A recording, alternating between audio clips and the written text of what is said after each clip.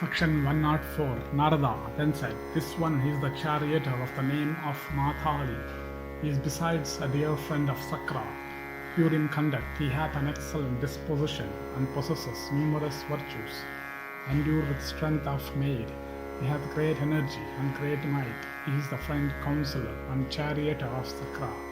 It has been seen in every battle that small is the difference that exists between him and Vasava as regards prowess and strength. In all the battles between the gods and asuras, it is this Matali that driveth by his mind alone, that ever victorious, and best of cars belonging to Indra, which is drawn by thousand steeds, vanquished by his management of the steeds. The enemies of the gods are subjugated by Vasava, by the use of his hands. Defeated beforehand by Matali, the asuras are subsequently slain by Indra. Matali hath our excellent daughter, who in beauty is unrivaled in the world.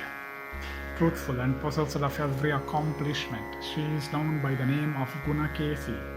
He was searching the three worlds for an eligible bridegroom, who thou that art possessed of the splendor of a celestial. Thy grandson Sumukha hath become acceptable to him as a husband for his daughter.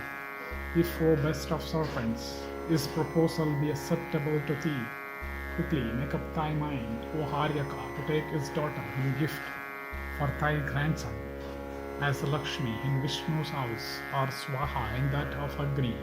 So let the slender-waisted Gunakeshi be a wife in thy race. Let Gunakeshi therefore be accepted by thee for thy grandson, like Sachi for Vasava, who deserveth her.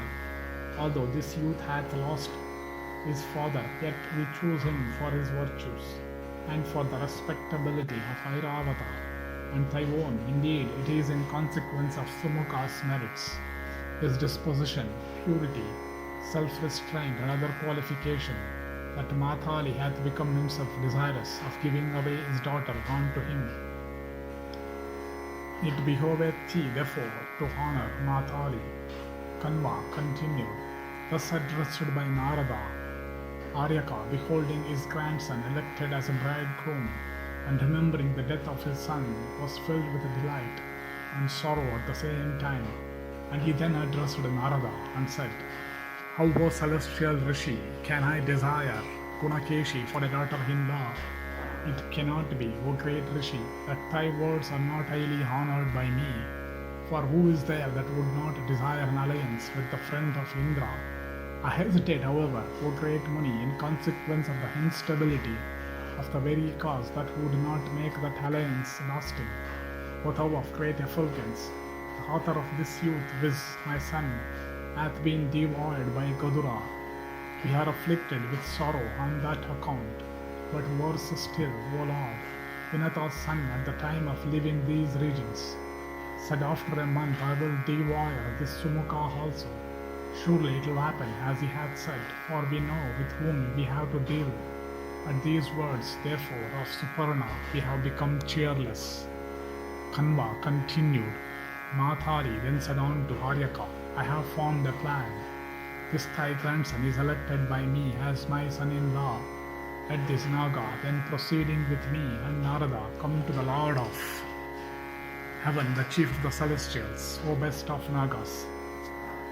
I shall then endeavor to place obstacles in the way of Suparna, and as a last resource we will ascertain the period of life that hath been vouchsafed to Sumukha. Blessed be thou, O Naga. Let Sumukha therefore come with me to the presence of the Lord of the celestials. Saying this, they took Sumukha with them, and all the four, endued with great splendor, coming to heaven, beheld Sakra, the chief of the gods, seated in all his glory. And it so happened that the illustrious Vishnu of 4 arms was also present there. Narada then represented the whole story about Matali and his choice. Kanva continued.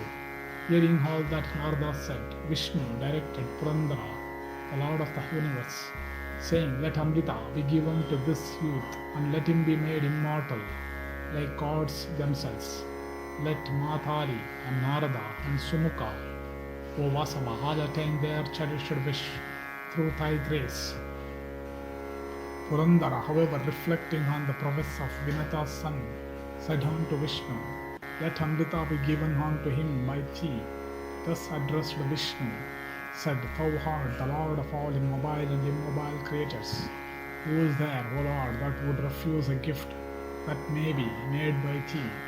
At these words, Sakra gave unto that Naga length of days. That slayer of Vala and Vritra did not make him a drinker of Amrita. Sumukha, having obtained that boon, became Sumukha in reality, for his face was suffused with marks of joy. And having married Matali's daughter, he cheerfully returned home. And Narada and Haryaka, also filled with delight at the success of their object, went away after having worshipped the glorious chief of the celestials.